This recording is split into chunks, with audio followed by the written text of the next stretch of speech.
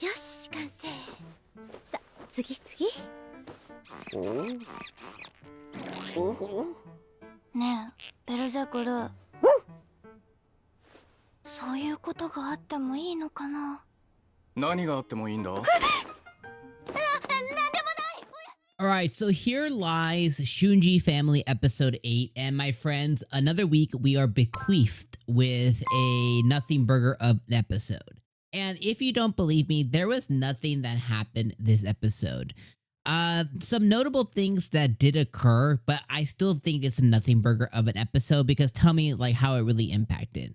So the end of the episode, Oka leaves. She goes to I think Arata said Yamanashi or something like that. I'm not really sure, but it sounds like it's a territory or region or another part of Japan or Tokyo, like an outskirt or something like that. Basically, she travels somewhere else for an unknown reason. Okay, so that happens at the end of the episode.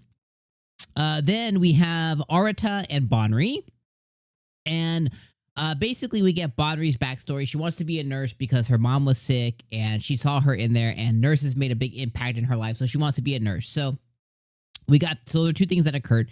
So we got her whole backstory, and we got Arata and Banri sneaking into her college. Now, I always find it really funny in anime because they depict when people sneak into school or sneak into somewhere as like if they're doing it in the middle of the night. Like it's like, 12 a.m., 1 a.m. in the morning.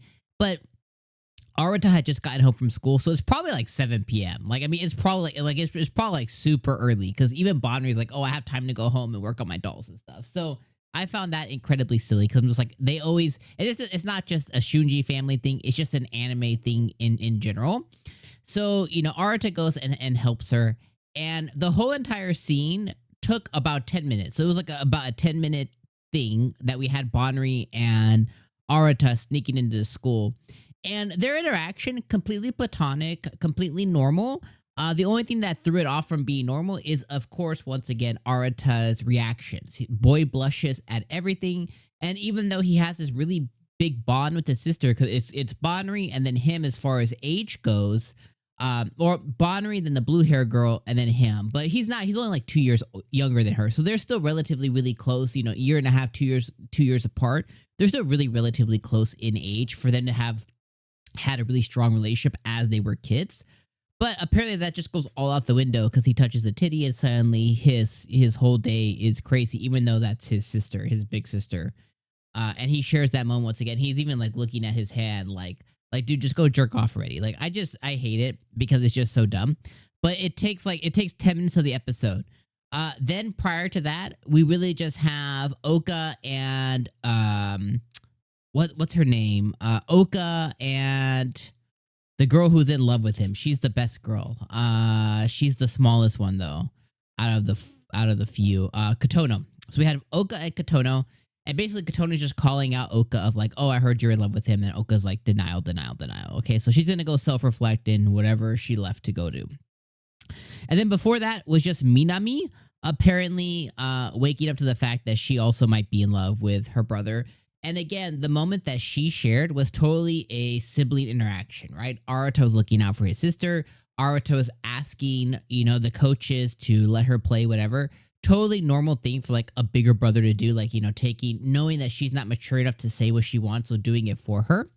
And then he just consoles her at the end of like, hey, we're family, we're like Dominic Toretto over here, family. He's like, you can tell me anything. Like, you can lie to strangers, but don't lie to us and don't lie to yourself, and he just has that like super bonding moment, but she takes it apparently out of context because that's the way the story's written. And all of a sudden the whole brotherly sister interaction turns to her like, oh, I'm actually falling in love too. And it was just all her waking up to that.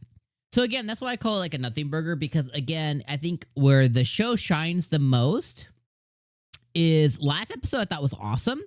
Because it was just sibling. Like, it was just familial. It was just familial love and a brother in Arata looking out for his sister. And the story was written really well. And Minami's whole arc was done really well.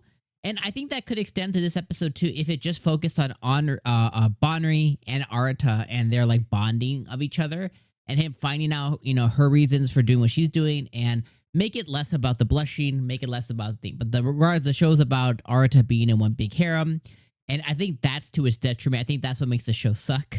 Is it's not gonna go so far as to actually have him pursue anybody, but it's just supposed to be like, oh, it's like just it's a taste. It's like you just get a little taste, but you don't get the whole thing, you know, and that's what makes it really suck. You're like, oh, this is crappy.